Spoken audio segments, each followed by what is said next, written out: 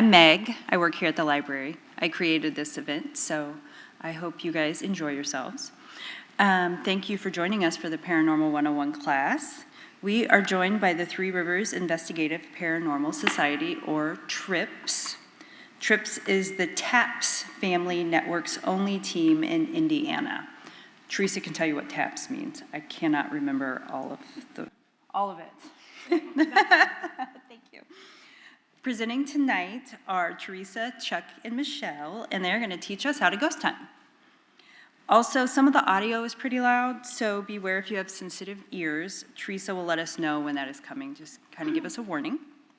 So without further ado, I give you Theresa. There you go. Hello. Thank you for braving this lovely weather that we're having. We're very happy that you joined us. So like Meg said, I'm Theresa. We have Chuck and Michelle here helping us out today, and we're just gonna kind of go through a super basic how to get involved doing what we do. There'll be a video of it. So. Oh, I've got a clicker. If you want to jump down and take a picture, go ahead. So this is our team. Not everybody is in these photos. These are just ones that I had on hand. So a little bit about us. TRIPS has been around 2015. Since 2015. We got the TAPS distinction last year, right? 2021. So a little bit about what it means to be a part of the TAPS family. If you are into or interested in ghost hunting, TAPS is the founders of the TV show Ghost Hunters. Currently there is a new season going right now, but Ghost Hunters have been around for many, many, many years. And Jason Hawes right here, he is the founder of TAPS. And the way they work is their main headquarters in Rhode Island. TAPS stands for the Atlantic Paranormal Society. Their main headquarters, since the show started a long time ago, they get hundreds of investigation requests a week. So they formulated or founded a family network of teams across the country so they can kind of field some of these investigation requests too. So to become a part of the TAPS family, team has to be vetted, background checks and everything, and they have to just basically know that you're a legitimate team and that you know what you're doing and you take it very seriously, because a lot of what we deal with, especially with private residential investigations, families are scared. They don't know what's going on. And so it is our job to go in and either show them what's happening or show them what's not happening, because a lot of the time what you think is a ghost is not a ghost and can be easily explained. So we'll go to the next one. So we're just gonna do a very brief paranormal history because it's kind of important. Harry Price, sorry, hit the wrong button. It's my first time.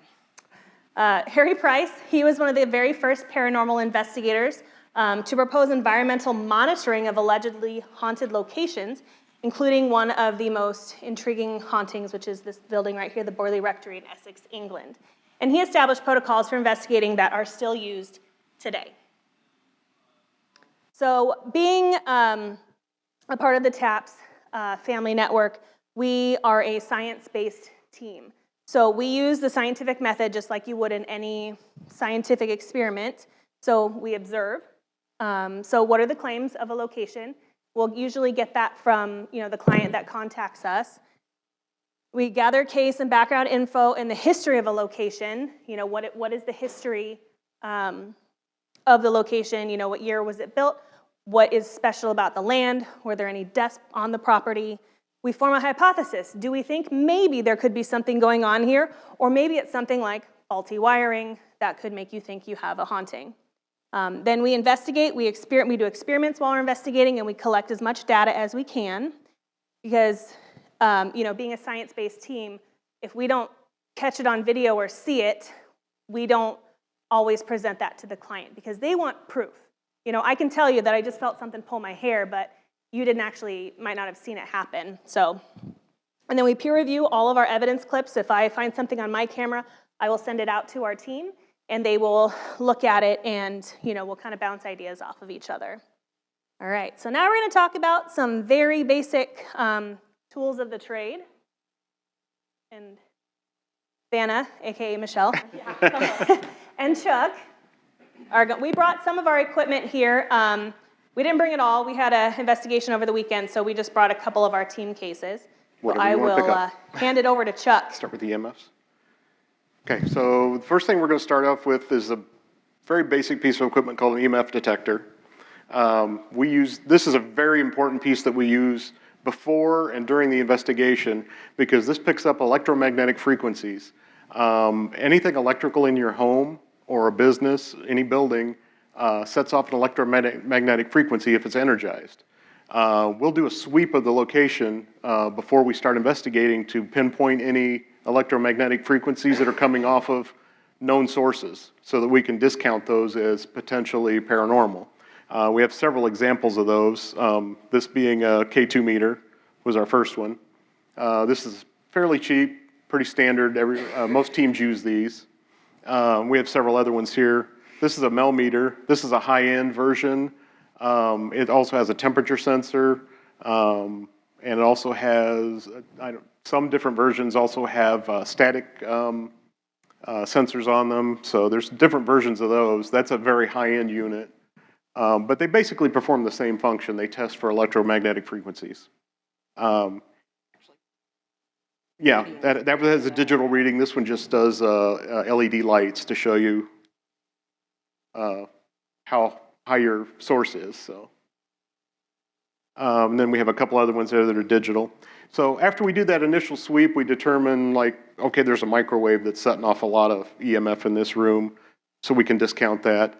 Once we've eliminated all those sources, the belief is that the paranormal can manipulate EMF frequencies so that we can communicate sometimes with EMF spikes on this equipment in a location where we know that there's not environmental situations that can cause it. So we do have some communication with this, and there's other equipment that also uses electromagnetic frequencies to also potentially communicate with spirits.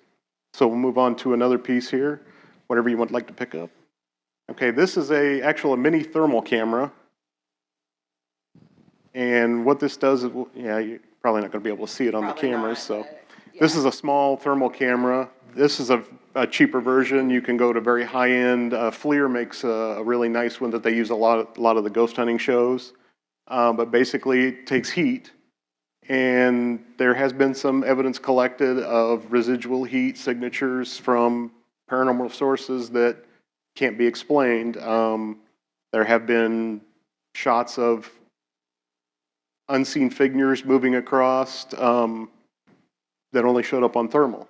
So people walking across a room or a hallway where there's no one there, but you can actually see it on the thermal. Yep. This is a V-Pod, or I wouldn't turn it on. It'll make a lot of noise.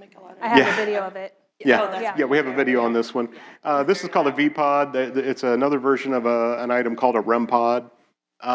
This also uses EMF and proximity so that if you get close to it, touch this antenna, the static will set it off and make the lights go off. So an entity can generate an electronic field. They pull energy from the atmosphere, so they can generate enough power that they can make those lights go off, and you can have some sort of a communication with that. And I believe we have a piece of evidence where we have that from one of our recent investigations where we actually used that and got some pretty good evidence.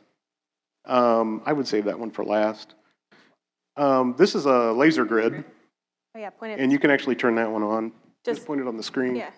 We use this laser grid. We'll put this up in a room, and if there's movement in the room that goes across that laser grid, you can actually, it will actually, we're not going to see it very well, but it will block out some of the grid, and you can see movement in a dark room across that grid. It will be displaced. So sometimes you can see a shadow person move across those grids like that. So a lot of ghost hunters use that as a potential source for evidence. I did put a battery in that. This is a motion sensor. Will it go off? No, it's not going to go off right now. Battery may be dead. Yeah, I think, yeah. So this is a small motion sensor.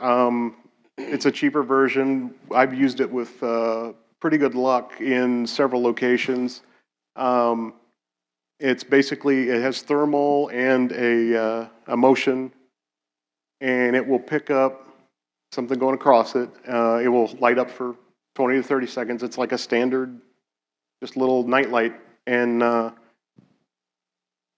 it'll stay on for 15 to 20 seconds. So we've gotten motion on that. We have a piece of evidence where this was used in a school building, and to pretty good effect.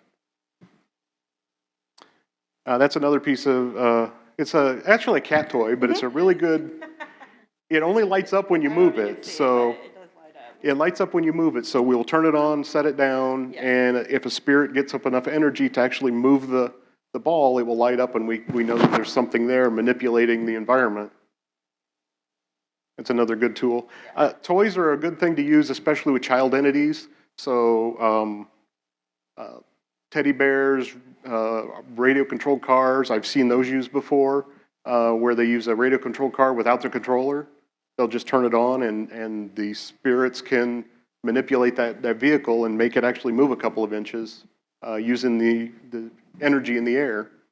Yeah, this is a spirit box, and this is another piece of equipment that's widely used. It scans radio frequencies at a high rate of speed, 250 to 300 radio frequencies at a time, either AM or FM channels. And it just goes through them real fast, so you get a white noise, basically, and it's real staticky sounding. But the thought is that the spirits can grab that white noise and manipulate it to put out words, and you can actually hear different things come out. We also have a piece of evidence using that, where we got a word come out that was intriguing. Yeah. This is basically a couple of examples of just standard digital voice recorders. These gather 90% of our evidence. Visual sightings of spirits are very rare. We get a lot of voice evidence. We either hear it visibly, but most of the time it's called an EVP, which is something that we pick up on the recorders that we don't hear with our ears. But when we play these back afterwards, we've asked questions and we've actually gotten answers. So this is actually a lower end version, doesn't cost quite as much. This is a very expensive high end recorder. It just depends on how much money you want to put into it. When you're starting off, a cheap recorder and maybe your cell phone camera are a great way to start. Doesn't have to be an expensive hobby. Doesn't have to be, yeah. You can start out pretty cheap and then work your way up. This one's called an ovulus. This is another piece of equipment that uses EMF frequencies to help the spirits communicate. This one was designed and built with a vocabulary inside of it, so that basically what the designers did was program it so that the EMF could be manipulated to produce words on the screen out of a dictionary. We don't have a lot of luck with that. We've had one instance where it's actually given us a real conversation where we spent about 20 minutes speaking to an entity through this box. We do have that evidence up here. We will show you that later. Again, it's a tool. It doesn't prove that there's paranormal activity, but it's something that's intriguing. It's a useful tool. Basically, a lot of things you can do. I mean, just a basic camera and take pictures. That's an easy way to start. Go into a location, snap a lot of pictures. Sometimes things will come up, shadows, things that weren't there that you didn't see that may just appear in one snapshot or another. And then, okay, yeah, this one here, this is something that got developed fairly recently. This is basically a Connect system off of a video game. They use these on the Xboxes and PlayStations for the full motion, so you can play your game in front of it and it basically sees what you're doing, so you don't have to have a controller in your hand. And what they've done is they've developed a program that shows you on the screen what this is seeing, and it makes a wire form like a stick figure.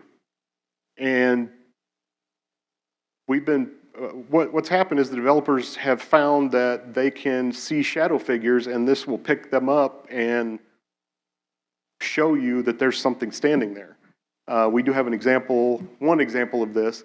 This is very, I mean, some people like it and some don't. It's, again, a gimmicky, doesn't really prove anything. It will pick up, like a lampshade, it will make that a head. Like, oh, there's something there that looks like a head, so I'll make that a head, and then I'll try and make arms and legs off of it. So it just depends on what you're aiming it at. I like to, if I'm using it and it gets something, I will try and move it and see if I can get the same figure in a different location, looking the same direction.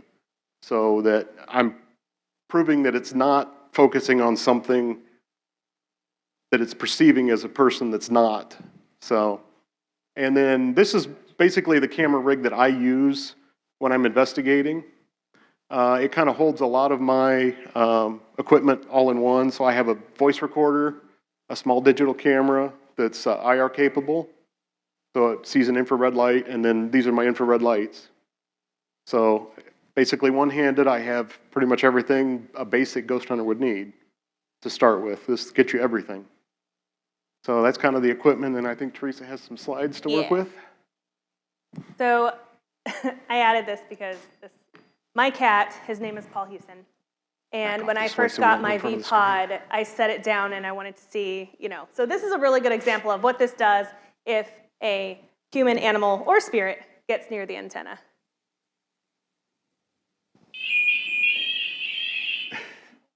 So that's what it does when you get near it. There's two settings on the V-Pod, actually. This is the standard setting. There's another setting that is my preference that sounds like musical notes, so it's a little bit more pleasing to the ear. So tools of the trade, we kind of already talked about. But as Chuck said, as paranormal investigators, we use more environmental monitoring devices since no actual ghost detecting equipment exists even today. Like Chuck already went over about EMF meters to detect electromagnetic levels, and thermal camera can show different temperatures on surfaces. Sometimes spirits will show up as very, very cold signatures, or they can show up as warm. So while almost all paranormal investigators, we use technology during investigations, but like any tool, technology requires good science and critical thinking, and you have to know your device limitations, like what it can and cannot do. More equipment does not make for a better investigator, it just helps you gather more data. This can become a very, very expensive hobby, but it doesn't have to, especially when you're first starting out. So like a cheap digital recorder, I think that little one that is mine that Chuck held up, I think that was $30 on Amazon. And then you can even use your cell phone. Just make sure you turn it on airplane mode when you're investigating because it can set off equipment from just the signal that your phone puts out a lot. This was a good clip I put in here.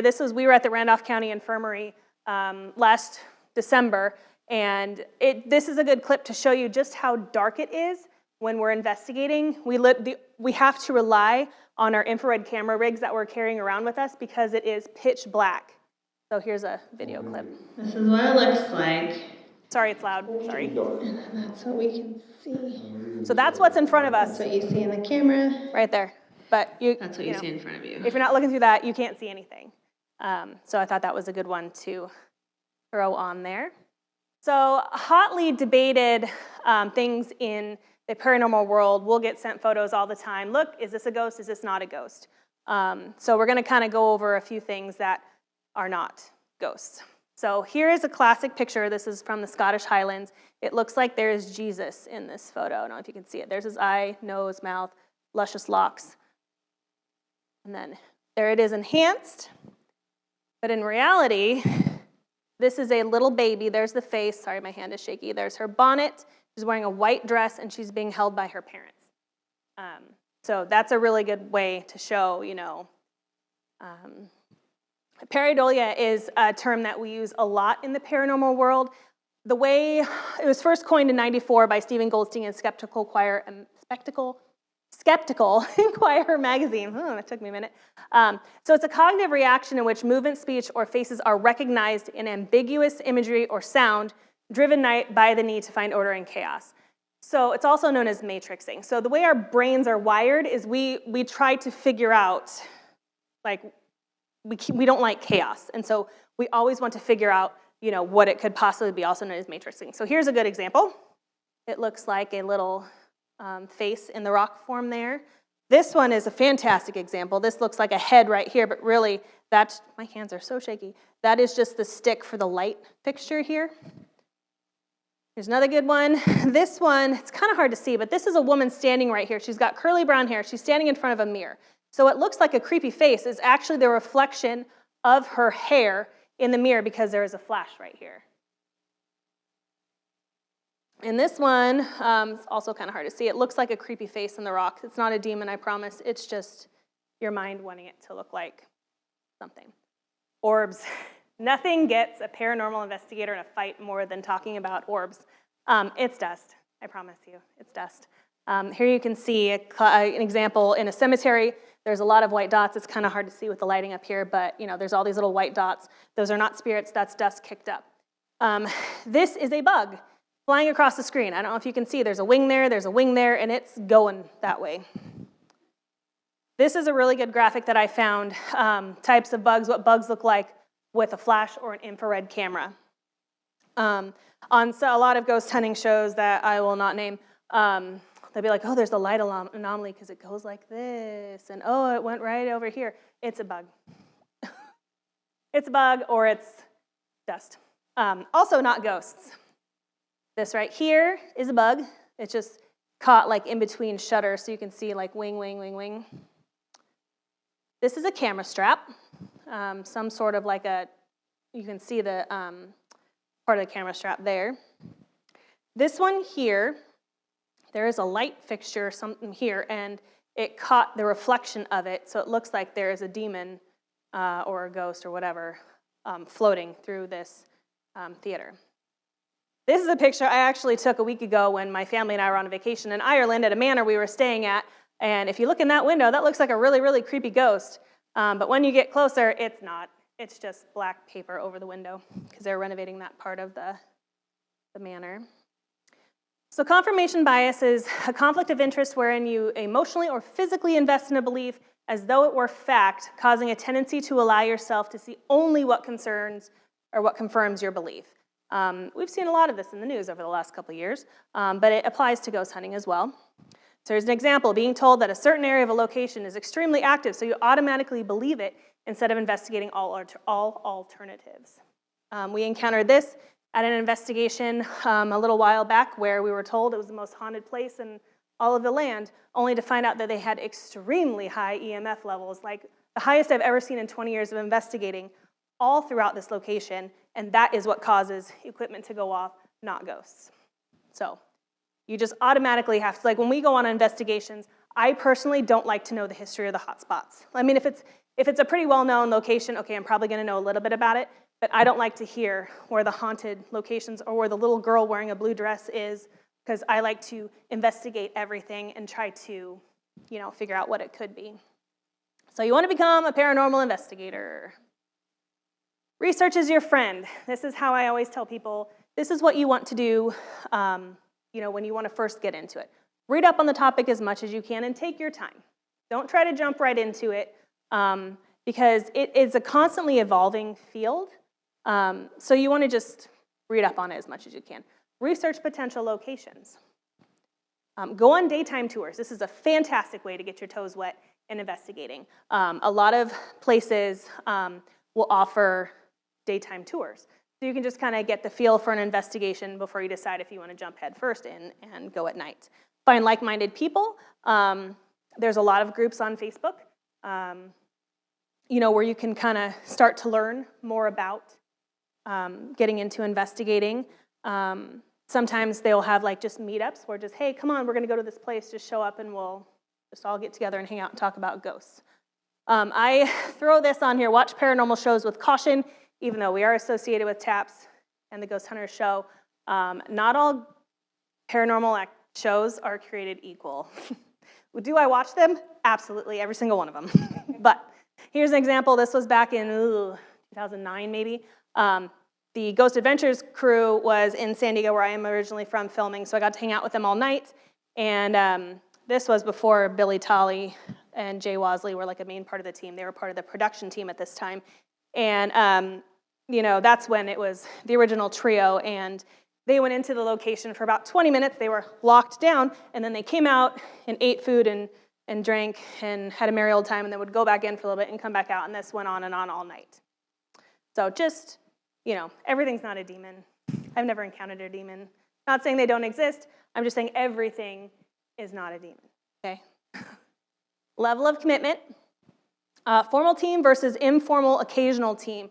Our team is more on the formal side just because we do so much, but you don't have to. Like, you can just be on a team that just occasionally goes out here and there, just whenever you can. Don't feel like you have to lock into a team that investigates every single weekend.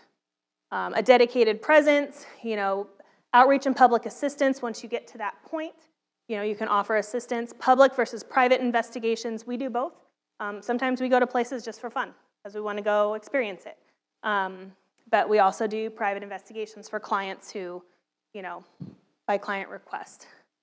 A big thing here, especially with being a part of the TAPS family, or it should be with any paranormal team out there, that confidentiality is so important with private residential investigations.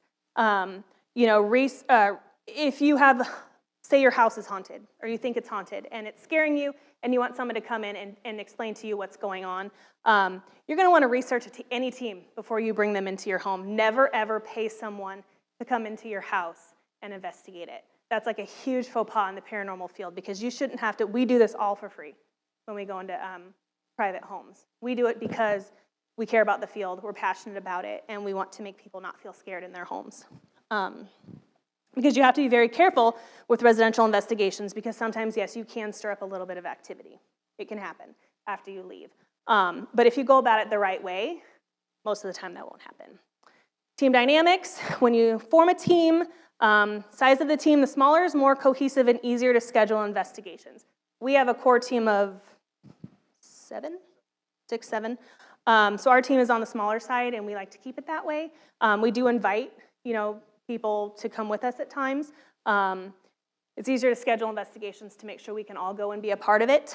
Age of team members, we have a wide range on our team of team members, and I think that really adds to the dynamic and is very helpful with life experiences on both ends of the spectrum. Energy versus reliability versus expendable income is, you have to kind of, how much you want to do, how much everybody on your team wants to do. Chemistry and compatibility, no drama. You also have to be able to trust the people that you investigate with 100%. I know I trust everybody on our team. If Chuck says something just yanked on my shirt, I believe him.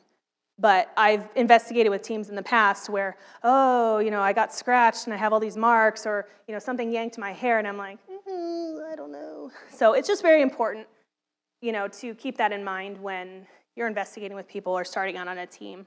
And confidentiality with rules and policies. Recommendations, credibility and confidentiality, closed versus open group. Like I said, we're a closed group, but we will every once in a while invite people to come along with us. Online presence, website and social media. If you're starting up a team, make a Facebook page for it.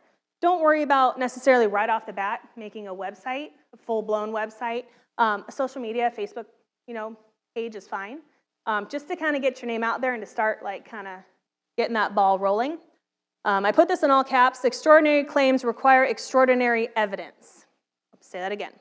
Extraordinary claims require extraordinary evidence. I'll go back to that location I spoke about before. They claim to be the most haunted place in all of wherever. There was no evidence to back that up other than really bad wiring. So if you go into a place and they just claim they're super, super haunted, I'm going to expect to see something. Now, I will give a little bit of a disclaimer here that, you can go into a location that is very, very well known by many, many people to have activity, and the night you go there, it might have none. Last weekend. We went to a place that I had never been before. I've only been in Indiana 5 years, but they had been there several times and got really, really amazing evidence, and some of the clips are actually in this presentation we'll get to. And we went there this last weekend. Crickets the entire night. We even all slept with our doors open, waiting for something to come. We were all in different rooms, waiting for stuff to wake us up. Absolutely nothing happened. Does that mean the place is not haunted? No. It just means sometimes that's how it goes. Para-unity, I'm very passionate about para-unity. This is a field, like I said, that's constantly growing and evolving. It's also kind of taboo, and not everybody, likes it, but teams getting along with other teams and not having turf wars and, not sharing experiences and things like that is just not cool. Like, I believe that, we're willing to work with other teams and just to create more of a cohesive, field. Read and research, the field is constantly evolving. And then maintain involvement with the community. Put your names out there. Hey, we're a new team. We're just looking, anybody knows anything, just, don't be afraid to do that. Share your experiences and observations. Share evidence as long as you have permission from your client if it is a private residential investigation. But if it's a public place, throw your clips online. That's how you're going to get people to find your page. I know you're all here for the evidence, and we're almost there. And most importantly, have fun. It's not always fun, but most of the time, it's fun. A lot of the time is sitting in a dark room for 8 hours, waiting for something to make you jump. And, doing the investigation, going on the investigation is the fun part, but then you have hours and hours and days and weeks of evidence from 16 cameras we have set around, audio. It can take a long time to go through your evidence. So the investigation part itself is only the very beginning of your time. All right. This is why you're all here. It's okay. The evidence. So we put together some clips, some of our favorite clips through here. This first clip does not have any sound. This was when we were at Randolph County Infirmary last year. So a REM pod, that's what it looks like right there. It's similar to the V pod, it's just different manufacturer. This was, we were up in the attic, and you can see, so if you watch, here's the REM pod. So nothing's near it, and you're gonna see it light up as we're asking it questions. My audio shut off during this investigation, so there you see it going off right there. Play it one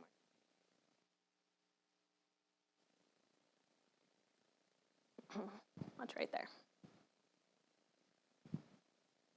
Bloop, bloop, there it goes. Okay. So this is you, Chuck, I think. Okay, I'm gonna go ahead and play it. This one's going to be loud. If you have sensitive ears, you might want to. Is anybody back here?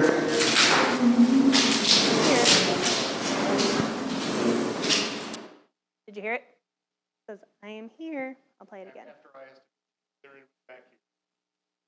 Answer to that question. I did not hear it out loud. Oh, hold on. That was the wrong one. Back. Sorry. There we go. And forward. Here we go. Is anybody back here?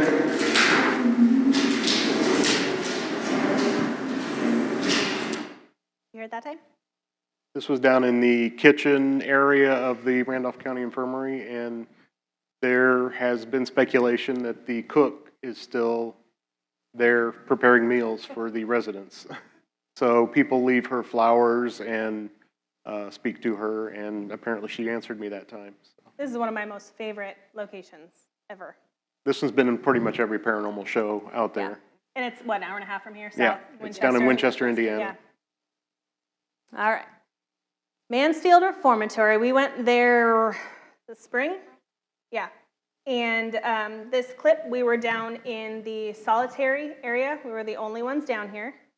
I'll just let it play. We go to the video again. We just kind of wander and we get further on and hello.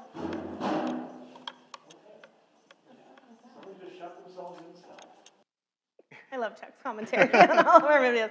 So what you just heard was a cell door slamming, but All the cell doors are latched open. They don't move in that area, so you can't lock yourself in accidentally for tours. So there was nobody you there. can rattle them slightly, but not That was like that. boom, boom. That I'll play it was, again. Yeah, quite loud. Oh, maybe not. Nope. Got all this stuff crunching. Sorry. Yep. I don't know what I'm doing. Back up. Good. Oh, you went way Ooh. back. Is anybody back? There we go. There we go. We can go to the video again. We just kind of wander and we get further on and hello. It was really loud in person. It echoed all the way through there. Yeah. It was quite loud. This one's going to start out loud again, and this is also one that we did not hear out loud, but picked up on the recorders afterwards. And to me, it sounds like someone in one of the cells saying goodnight to his cellmate or the guy in the next cell. I heard "Night Jim" is what he was saying, so you can just barely. All this stuff crunching on my feet.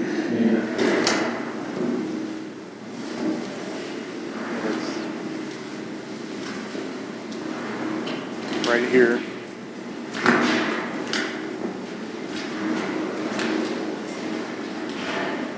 Right there. Night, Jim. Right there near the end, you hear "Night Jim." I'll play it again. Got all this stuff crunching on my feet.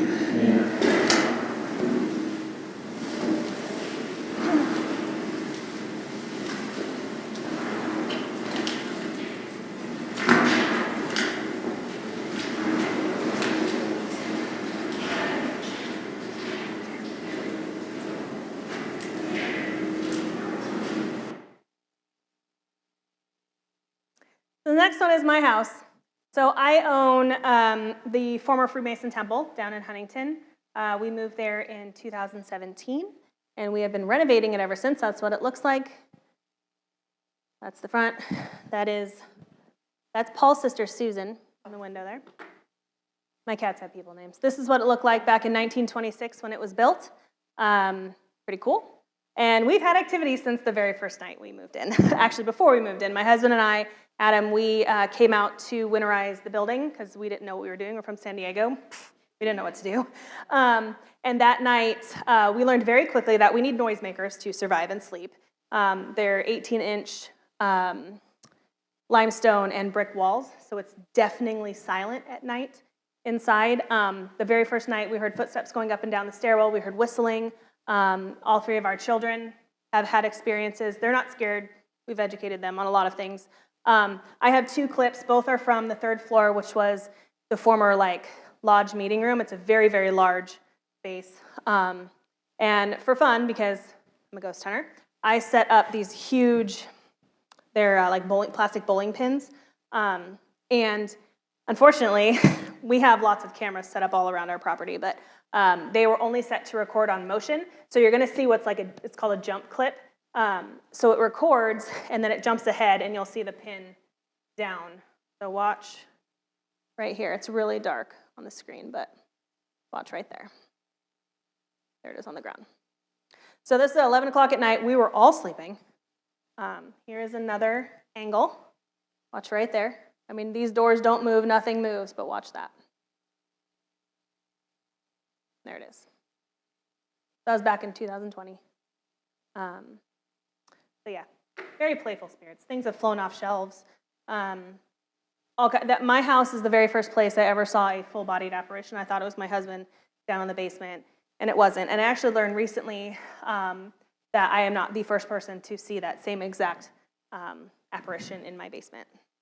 We think it's the old caretaker of the house, and he's very nice. Okay, yeah, this is the Licking County Jail, Newark, Ohio. Old jail. Some of the stories in there were a alcohol revenuer was lynched. They actually put him in the jail for his protection because the townspeople were coming after him because he was going after the moonshiners. And so they put him in there for protection, but the townspeople came and ripped him out and hung him. And then there was also stories of a guard that was abusing female prisoners. And that's kind of where this piece of evidence ties in. We're using the spirit box on this one, which is scanning the radio stations, like I explained before. It goes for a couple of minutes before you hear the evidence, kind of gives you a lead up. There's several of us in here in a couple of different cells, and we're asking questions to the spirit box to see if we can get a response. This one might be loud as well. Oh, it's not. It's actually quiet. Yeah.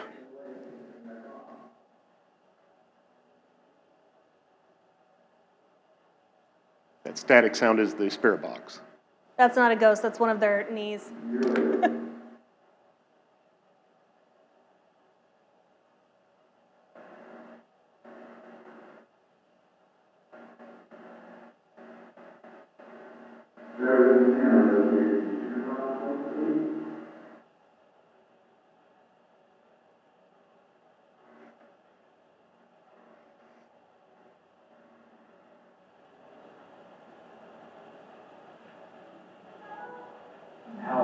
Wow. That's clear. How can we help you?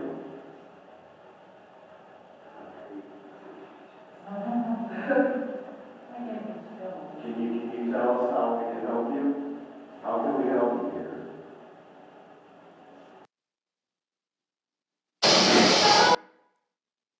That was the enhanced version where we turned it way up, but.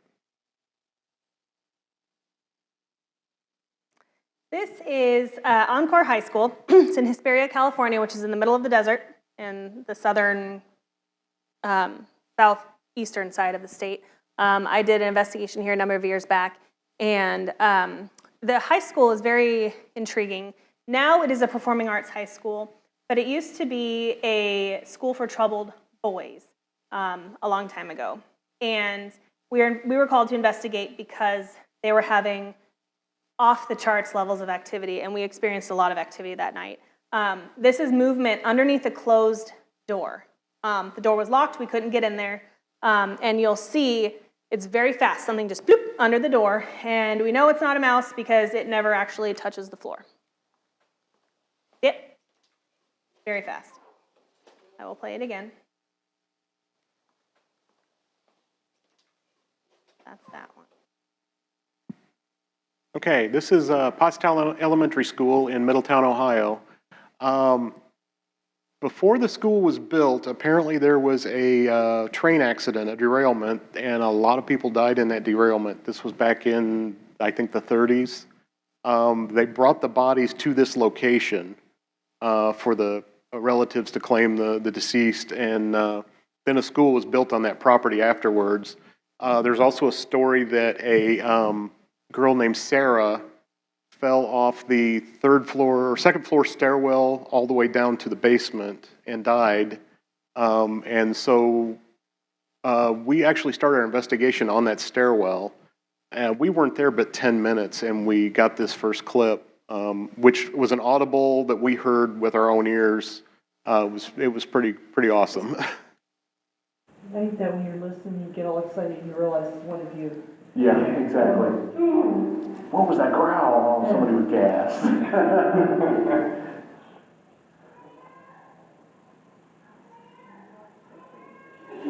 What the hell? That's children. There's no children here. That was a child, but it sounded like a child. Did you guys hear that? There was a group of about 40 adults there that night. There were, I think the youngest one was probably 18 or 19 years old. So yeah, When you're listening, you get all excited and you realize it's one of you. Yeah, exactly. What was that growl? Oh, somebody would gasp.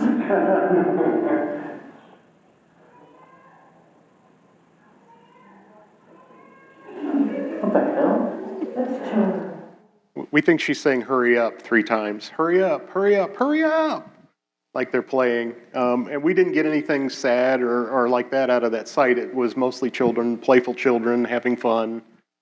This is another one where we did not hear out loud, but we caught it on the recorders afterwards. We were actually packing up, changing from one classroom to another. So we were getting ready to leave this room, and I just left the recorders on as we moved.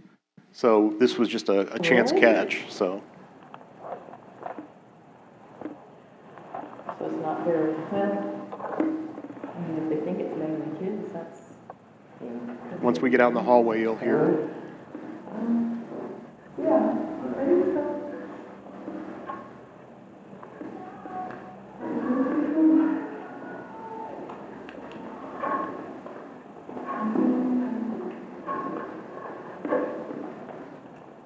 You hear the children's voices over in the background. That we did not hear that out loud.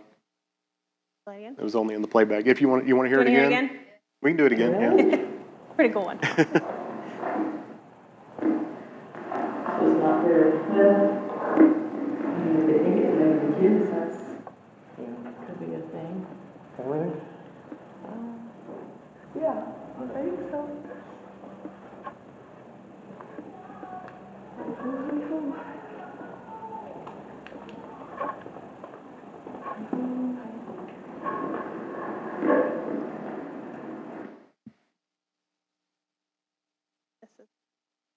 Okay, this one is just. Oh, no, This. sorry. Okay, this one is the motion sensors that I showed you earlier, the little white motion sensor. We set 3 of them up in the hallway facing 3 different classrooms. So there's one here. Yep. There's one One back there, here. and then there's one on the other side of the hall that you can't see very well. You move the camera and then you'll see Yeah, it. and then you see it a little bit better. But we were asking the children to step in front of each of the motion sensors, and we'll go ahead and play it. It actually is kind of fun. Oh, Thank that's you. awesome, thank you.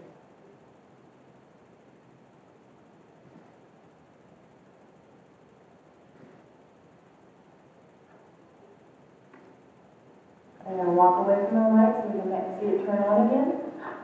Okay, now you want to. Anyone else in the Not an orb, that's a bug. We're gonna go back to the other one. Come up again. Make sure I get these. It's hard to tell through the air. Okay, one more. Okay, I'll flip her out. Which one are you gonna turn on?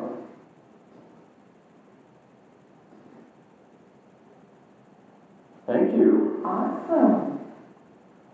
And number 2. You gonna do the third one again? All right, turn them all off. We can start over. Isn't this a fun game to play?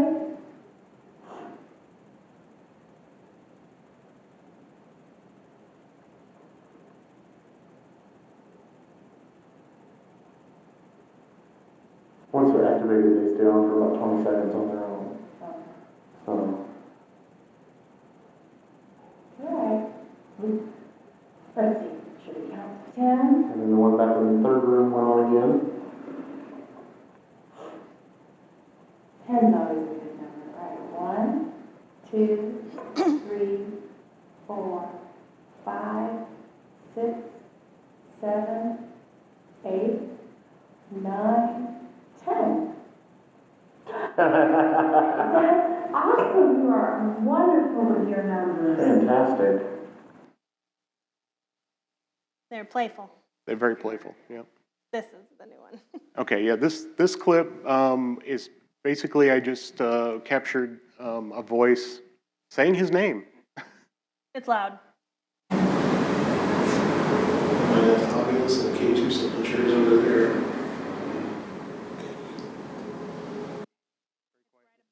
Quite whisper, yeah. If I can get it to. Might have to copy this in the K2 signatures over there. Just a whisper, said David. That was it. Star of India. So, again, back in San Diego. The Star of India is the world's oldest active sailing ship. It's been used in all sorts of movies. My team, back in San Diego, we had the pleasure of investigating this ship probably 24 times I've been on here. There would be nights, that's what it looked like back in the day. There would be times where, we'd walk out of there the next morning like, oh my gosh, like that was crazy. And there'd be other times where nothing would happen, just like we experienced this past weekend. But I have a couple things. This is an audio clip. We were in the forecastle of the ship, so that's the very front part of the ship where they kept like the anchor and all the ropes. And there were also some bunks in there where people that used to work on the ship would sleep a long time ago. And my friend and I that were in there, she couldn't pronounce the word forecastle, and so she was like trying to trying to say it. And you'll hear above our voices a man's voice saying forecastle. I'll play it so you can hear it. I'm going to re-record. Right, that's me. I'll play it again. It's right above our voices. I'm going to re-record. And then she's trying to say it. This is another photo that a friend of mine took of me. So I am standing right here, and if you look right here, so we're down in the lower part of the ship. There's no windows. Any windows that were down there, portholes, have been covered up and sealed off. So there's no way this is a reflection off of anything in the room. What's interesting is if you zoom in, the eye is actually in front. See how it like caves out or curves out right there.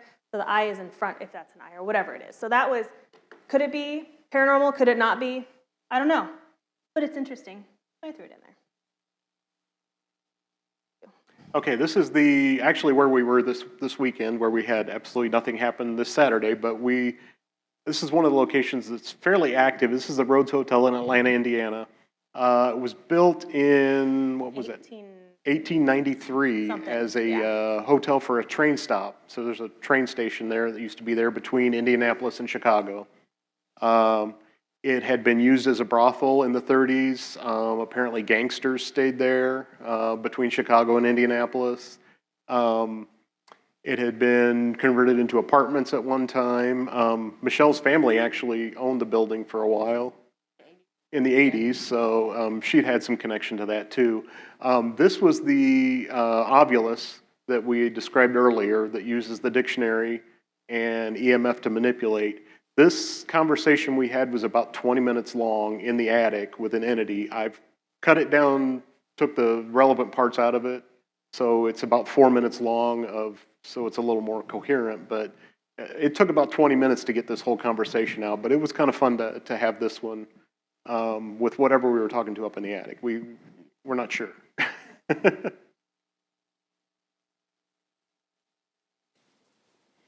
you got over there, Brenda? Yeah, Willis. Oh, Melody. that's the girl here.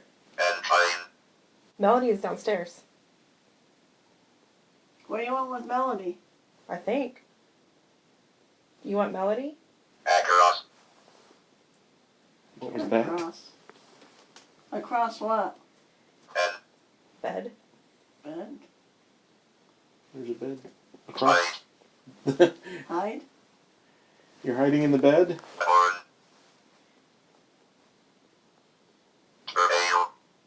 Tornado.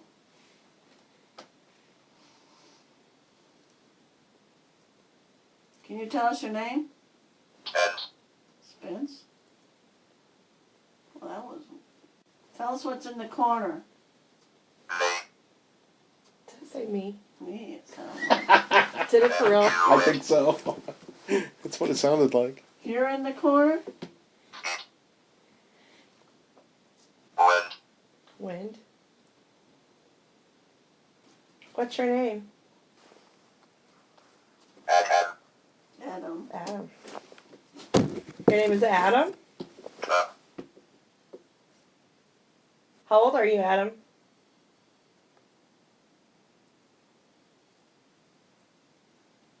How old are you, Adam? 50. Okay, that was weird. Yeah. I think the majority of that's wind. I think so too. Yep. You just said yep.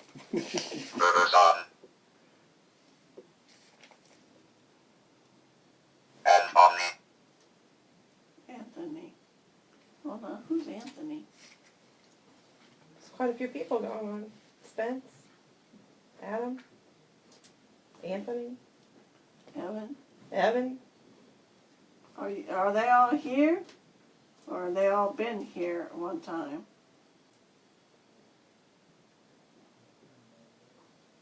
Ever been to prison? I forgot what his name was. Adam? Adam. He's given 10 names. I know, right? I don't think he knows. Maybe you don't want us to know. Those What's are your his real name? Those are his aliases.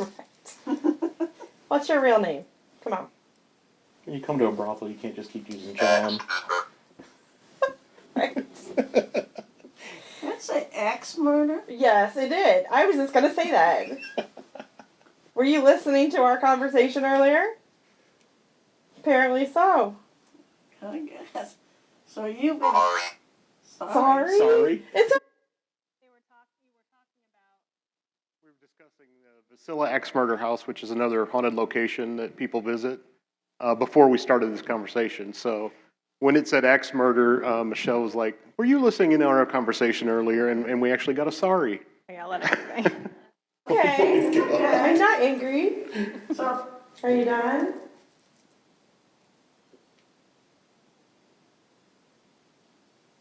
are you tired of talking? Are we boring? Should we leave? My nose is frozen. It was very cold that night. Rest? Rest. Are you tired? Correct. They know. They know what? What do they know?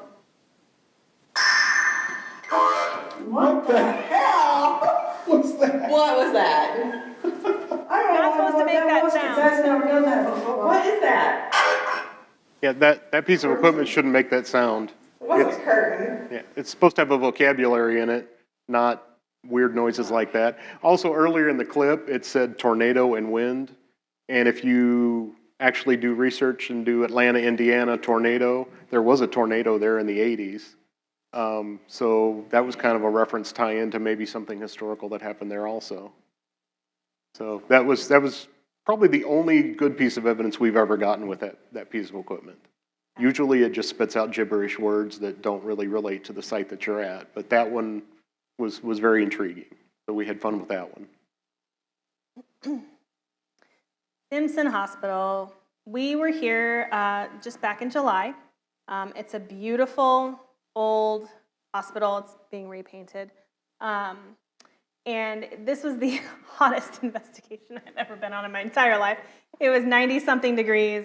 They didn't have air conditioning except for in like one parlor room. It's the only investigation I've ever done in shorts.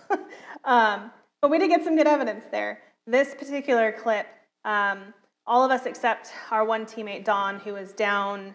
So they had converted, this was an old wraparound porch, and one of the doctors over the years enclosed it. And so this is where we kind of had like our nerve center where all of our equipment was, because that was like the air conditioned area and all of our cots were sandwiched in there to sleep. But Dawn was down here and we were up in this room here, which was one of the former hospital wards.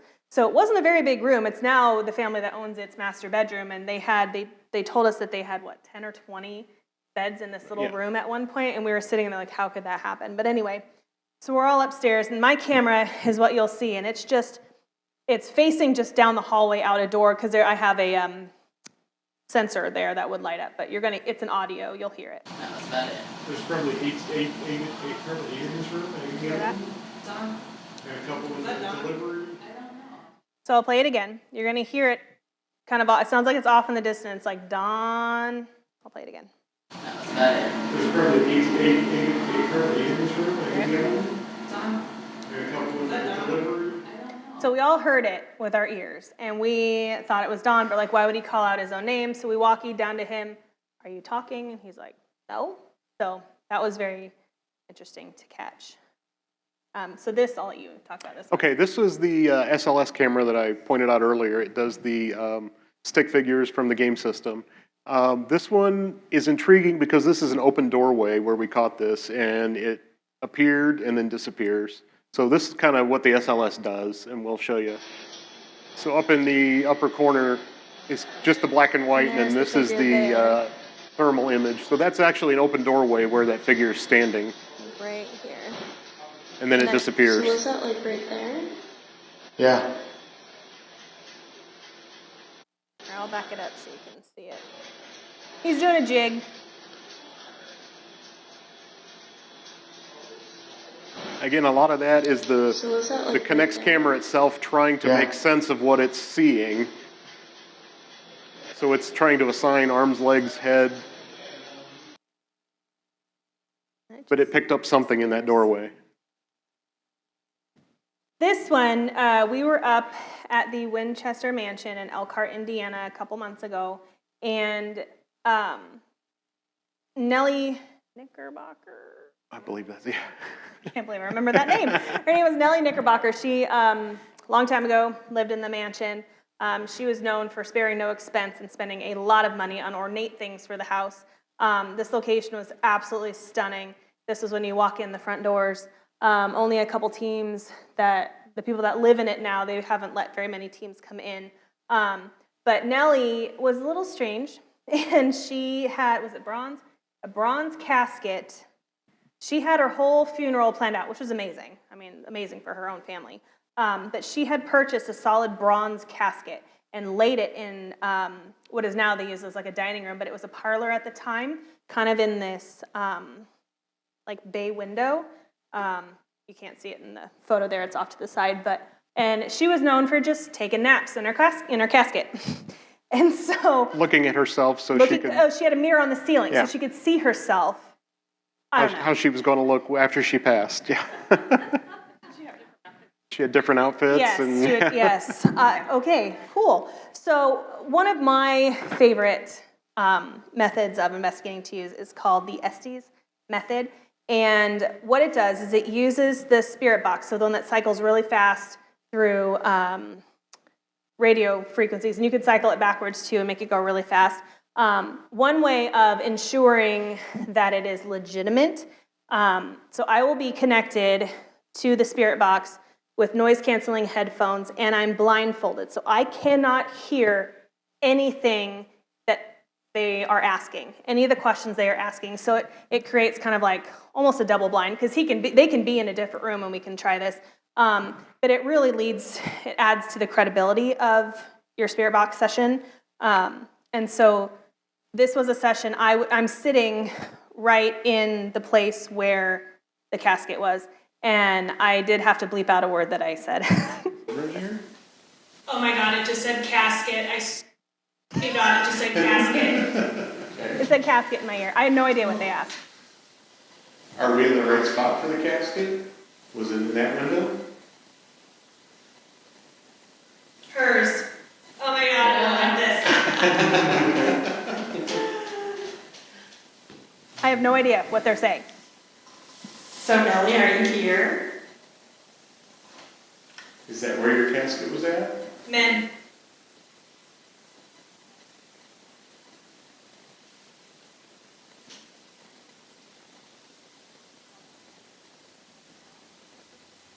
Did you help carry the casket? Yes.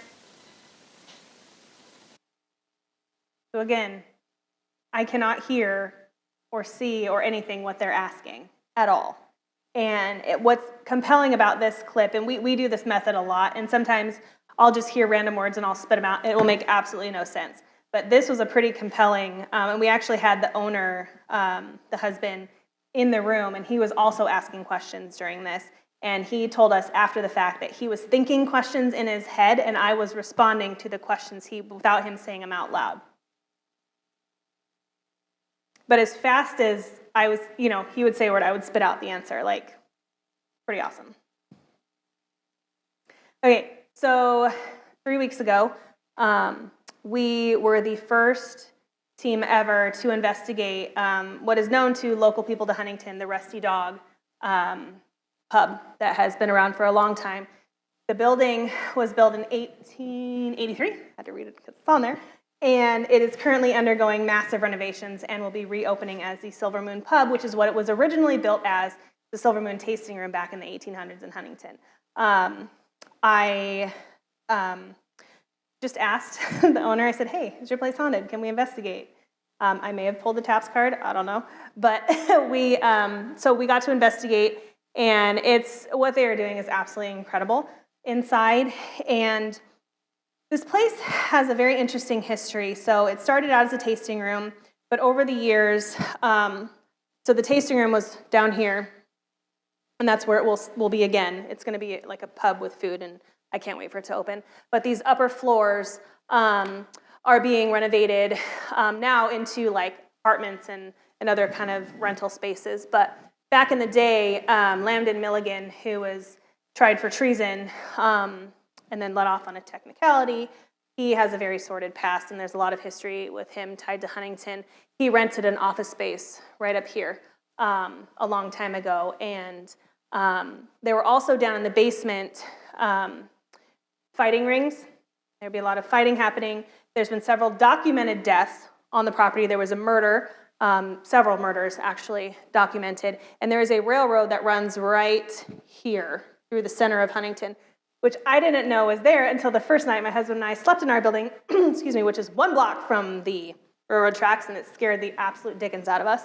But anyway, so we did a VPod session, and we were trying to communicate with Mike, who was one of the former owners, who had a massive heart attack after carrying a bunch of heavy boxes up the stairs all the way to his personal apartment, which was back on the 3rd floor, had a massive heart attack and was pronounced dead at the hospital.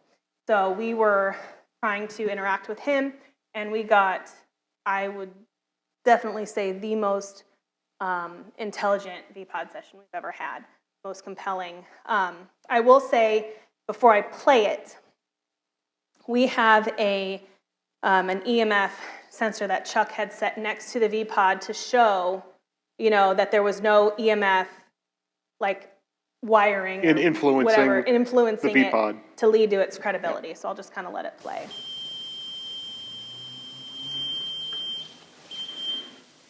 Thank you. Different lights this time, thanks. Okay. Mike, is that you? If that's you, will you light it up? Get out of here. No, there's no EMF. Show 0.0. So it is Mike? Full body chills. Are you laughing at you? Something tells me you're a trickster. I think you and I would have gotten along really well.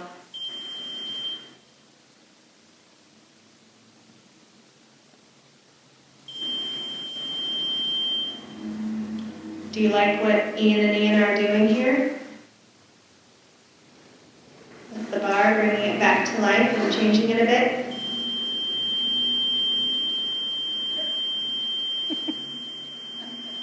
Take that as a resounding yes.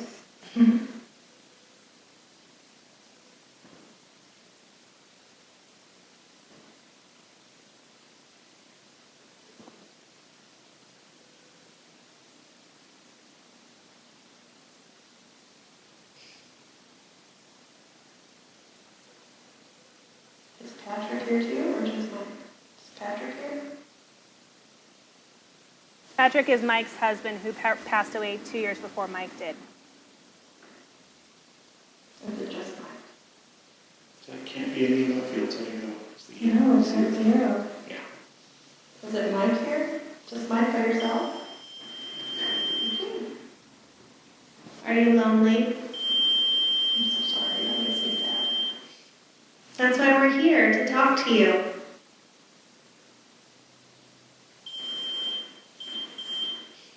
That makes me sad.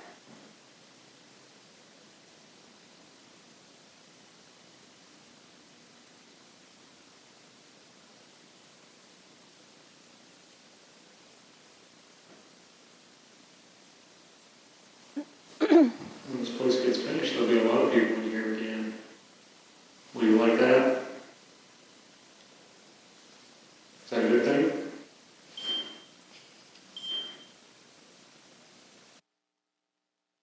It was pretty incredible for us to experience firsthand.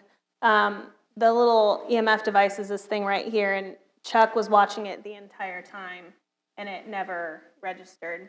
Now, what's also intriguing is before we put the VPod here, we just had the EMF detector there, and it was responding when I would ask questions from the other side of the bar. I had moved closer at this point, because I was like, oh, I need to, what's going on?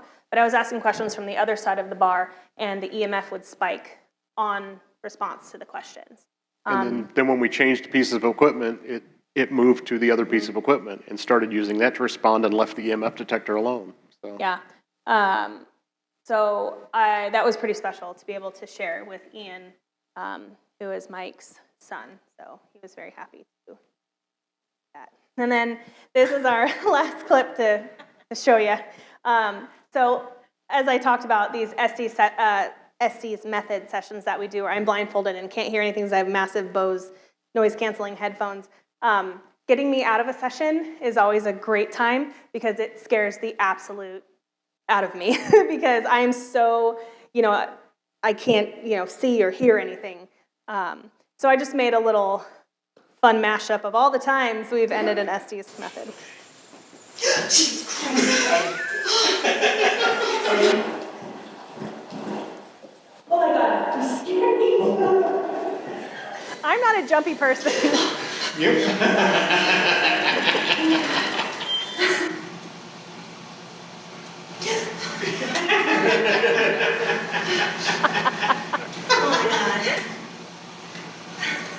I was hoping that was the least scary part. It's been 30 minutes. Yeah. Time goes so fast. Yeah, we decided it was Annette's turn to scare you since she hadn't had the opportunity yet. I think I pulled a muscle. I'm sorry. I was hoping tapping your foot wouldn't be too. This is the best one.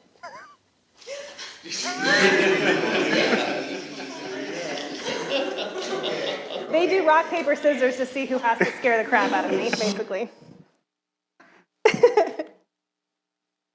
Okay, so now we get to the part of our presentation where we ask if anybody has any questions.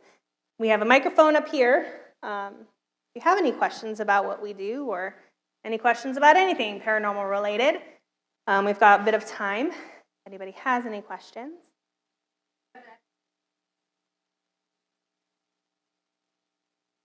Okay, yeah. So the question was, what got us, or I guess we can go individually. Yeah, each. Yeah. What got us into paranormal investigating, if we had an experience or anything like that. For me, the thought of a ghost when I was a kid scared me to death. Like, I was the kind where my feet were never out of the covers, you know, it was over my head. It wasn't until I went on a family vacation from San Diego to Texas, and we stopped in Tombstone. That was kind of my gateway into paranormal investigating. Absolutely fell in love with it, did a ton of research, got hooked up with some teams in San Diego, and then after leading I did a lecture on, we had a maritime ghost conference back in 2010, and I didn't know at the time, but a TAPS family team was there, and that's kind of how I got scouted into being with TAPS. But really, I didn't have a bunch of experiences as a kid. It wasn't until I actually wanted to get into it that I had an experience. Personally, for me, at the time, I didn't realize what was happening, but when I was 8, 9 years old, we would go to my grandmother's house and spend the night quite often. This was after my grandfather had passed away. I would wake up 2, 3, 4 o'clock in the morning hearing footsteps coming down the hallway and feel somebody standing in the doorway looking at me. And I would just cower under the sheets and hope it would go away and go back to sleep. And this happened pretty much every single time we stayed there. And now that I've become an adult, I've realized maybe that was my grandfather checking on us kids. Me and my brother would spend the night in that room. So, you know, I didn't realize it at the time, but that's maybe what it was. And then I found the Ghost Hunters TV show when it first started airing and went to the St. Augustine Lighthouse, which is one of their famous locations that they investigated, where they had basically a shadow figure look over the railing from the top of the lighthouse down over. I mean, you could see it look over and then back. On their video, and I got to actually go there when we were on vacation in Florida and do that place as it was the first ghost hunt I did. Basically, it was a ghost walk that they did as a tour, and did that and just like, oh, I can do this. This is great. So that's how I got into ghost hunting. I started doing paranormal investigations based off of that. That's kind of how I got started. Talking to Mike. Michelle gets the mic. I'm like Theresa. I never had any like personal experience as a kid, but I was always super fascinated. And the neighbor kids always tried to convince me my house was haunted, and it really wasn't. And then I watched the Amityville Horror when I was, I don't know, 8-ish, and that kind of just did it. It was so fascinating to me. And then we moved to Florida, and we had a lot of things happen in our house down in Florida, and then moved back up here and just, I don't know, hooked up with Chuck, and there we are. The rest is history. Rest is history. Yeah, we actually met at a public ghost hunt at the Rhodes Hotel. Well, that was the night we met, right? The Ovilus? The Ovilus session where we were in the attic, that was actually the first time we ever met. Don, who was the last guy on the Estes method, the older gentleman that scared Theresa to death, he and I had started a group, and he said, hey, I met this girl down at Rhodes Hotel, we ought to call her, because she was by herself, and then we had a trio group, and that's how we formed trips. Yep. And then when I moved from San Diego to here, I was on the hunt to, that's a bad, whatever. You're on the prowl. Pun intended. I was looking for, a team to kind of hook into, and being that I had been with TAPS for so long, I really would prefer to stay with TAPS because I know they're vetted and everything. And I learned that Indiana did not have a TAPS team. And so then, we have a group, a Facebook group and a forum for the teams that are part of the TAPS family. And I believe there's like 300 of us in that group, and that's worldwide. And I just happened to see a post, hey, we'd like to welcome Indiana's first team. And I was like, and I contacted them right away. I'm like, hey, can I join up with you? So that's how I got. Unfortunately, we were close too. Yeah, you were really close to me. So that's how I kind of leached onto you guys, and now you can't get rid of me. So Yep. that's Works for us. Yeah. Any other questions? Did you move into that house because you knew it was haunted, or did you find out after that? My building. So she asked if I moved into my house, the former Freemason temple, because it was haunted. No. Our really quick backstory. My husband and I and our kids, we kind of decided we wanted to leave California and move somewhere else and try something new. And my mom grew up part of her childhood in Fort Wayne. So that was kind of our connection to Fort Wayne. And so we were out here for a family reunion in 2016. And just for fun, we were looking around at properties, mostly like we wanted like a farmhouse and some land. My husband wanted to be a farmer, which is hilarious because he was a crane operator and knew nothing about like farming. But anyway, so we were just looking at properties, and we were like, oh my gosh, everything in Indiana is so much cheaper than California. So we were just looking at some properties, and we found our way to a property down in Huntington. And I was like, this town is cute, it's old, you don't have things like that in California. And so we just happened to turn a corner and somehow drive by the building, and we saw a for sale sign. It's in the middle of a neighborhood. So my husband's like, well, if houses are this cheap, how much could something like this possibly go for? So he called the realtor, because on the, the number on the sign, and he was like, I can be there in 10 minutes. Do you want to see the inside? So we were like, oh my gosh, yes, because I love, architecture, and we fell in love with it. And we learned that it was, had been for sale for a while, and the Freemasons that, still owned it at the time were considering just tearing it down. And we're like, how can we, we can't let something like this get torn down. So we bought it. We had no idea. I mean, there's never been any recorded deaths on the property at all, which that you don't have to have a haunting. But yeah, so. Could just be somebody that really cares about the property, and like the caretaker, they think the caretaker's still there at that property. Yeah. So. Yeah. Just taking care of it still. Yeah. Any other questions? I have a couple of questions, actually. Yeah. Yay. So if you could do one hunt anywhere, like, is there like a dream place you want to go? Kentucky. Ghost hunt? So my bucket list dream location is Waverly Hills Sanatorium in Kentucky. That's all of ours, I think. My great-grandfather was a patient there a long time ago for TB before he relocated to Bisbee, Arizona, because it was drier climate, and at that time they said, go to a drier climate for tuberculosis. That is my ultimate bucket list location. Now that I live a lot closer to it, it's on my list. There's a lot of turmoil right now surrounding Waverly Hills between the owners and like the society that kind of runs it. They're kind of at each other's heads. So until they get that sorted out, like, I don't want to support the other side without getting too political. But eventually, yes, that is my number one. Yeah, that one definitely is a number one. Eastern State Penitentiary is another big one that I'd like to get to at some point. Where is that at? That's in Pennsylvania, I think. I don't know the exact location. That's another one that was on the Ghost Hunter show early on. I don't know if anybody's watched that show. It was season 1 or 2 where Brian, that's the run dude, because they were so scared. They took off running. Dude run. Yeah. So, and that was my second question. Have you ever been, I mean, we saw you scared with doing those sessions, but have you ever just really been totally freaked out besides that? The living scare me more than the dead. No, I mean, there have been times where I've been like, ooh, I walk into a space and I'm like, I don't like this. I mean, everybody I think has some level of intuition. It doesn't, mean like really deep or anything, but you can walk into a room and, they say you can cut the tension with a knife. Like, it's that kind of feeling. Like, sometimes we'll go into a location and we'll be like, oh, it's very light, whatever. Another time you walk into a room and you just want to turn around and leave. But as far as being scared. I've never been like run, terrified. It's more so things, one of our other investigators, James and I and Chuck, the basement. We were down in the basement at this. No, I left.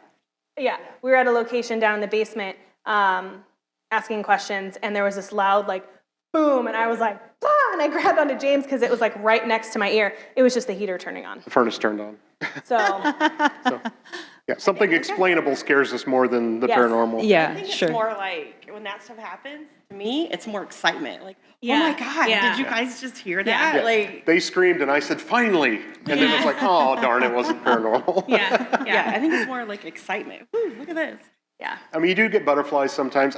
When I first started, I was going solo to places. I was doing public investigations, but I would always try and go off by myself to get away from the people making noise. Sure. So, like when they took like a dinner break, or I would run off by myself and go find a dark place to. So, and you get butterflies when you're doing that, walking around by yourself in the dark. But you know, Right, you don't have trouble sleep, because it sounds like you sleep at these places, so Actually, you've some of never. the locations we actually spend the night and Yeah. sleep there. I try and stay awake as long as possible because we pay money for some of these. So Yeah. you Right, you know get get the a couple most. hours nap but try and stay up till 3, 4 in the morning and then sleep a couple hours and then head home. But Yeah, I've been in buildings I can't sleep in, like I've had actually, to the get up Winchester and Mansion, leave. I slept in the spot where her casket was. I actually put In my that bed down window. where the casket was. Yeah. And like bats, like we had a bat in Blackburn County, the old jail there. That scared me more than Yeah. anything. I was like, oh my God, a bat just flew right in front of my face. But yeah. And she called us on the radio and said, "There's a bat down here," and we said, "Have fun." He goes, oh, okay, you'll be all right. No, I'm really No, not. I'm leaving. I'm really not okay. Yeah. Okay, thank you. Yeah. Yes.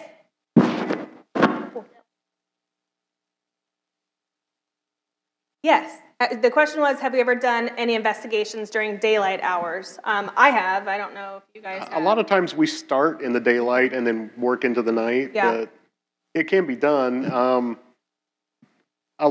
It's more fun at night in the dark. I mean, that's kind of part of what we do is fun for the thrill of it. It's easier for an entity to use the energy in the space when it's dark. In the light, it's harder to see a shadow figure.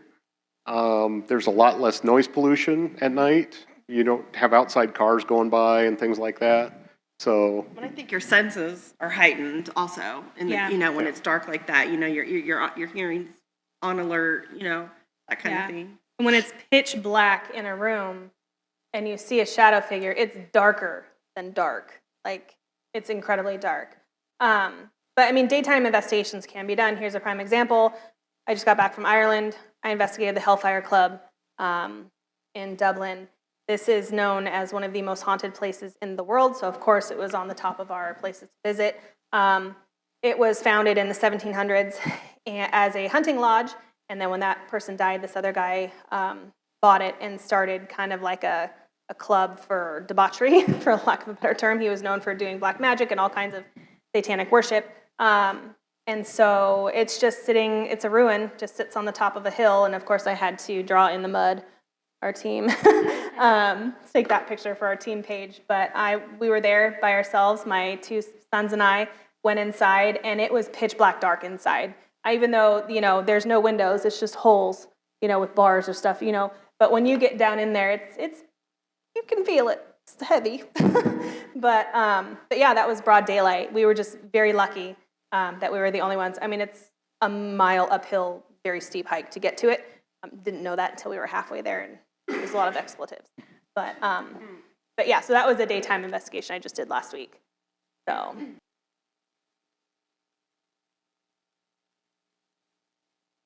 So the question is, why do some spirits stick around and some don't at a location? I don't know. I mean, there's theories, lots of theories out there that, if they really loved a location, they'll come back and hang around. There's some debate on the whole, like, ghost versus spirit. We use them synonymously, but like ghost, like being stuck, spirit has passed over and can come back. There's a lot of theories out there. We do not. Our team does not, because we stick to mostly the science. There are some, teams that will try to assist with that kind of thing.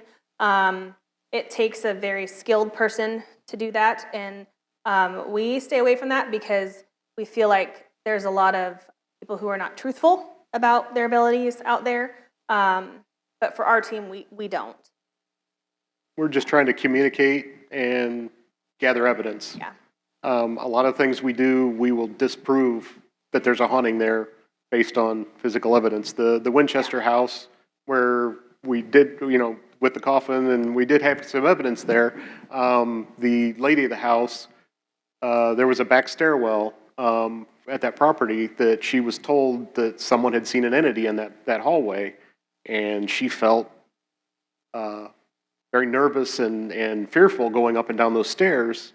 We ran an EMF sweep before we started, and that stairwell had a massive amount of EMF from electrical conduits from the old building in there. EMF at high doses can actually make you feel nervous, fearful, like somebody's watching you. It can actually affect you physically. Balance. And it was a weird stairwell. It had no landing, so it actually had curved stairs that went down. It was narrow in places. The stairs were angled. So it was a lot of factors between the story she was told, the EMF effects that she was feeling, and the physical configuration of the stairwell was making her nervous. And once we pointed some of that stuff out to her, she felt a little bit better about that stairwell. So, I mean, we may have alleviated some of her fear of that location just by doing that. But yeah, we appreciate you all braving the lovely weather. Thank you very Coming out much. with us tonight. And see you guys around. Thank you very much. Thank you.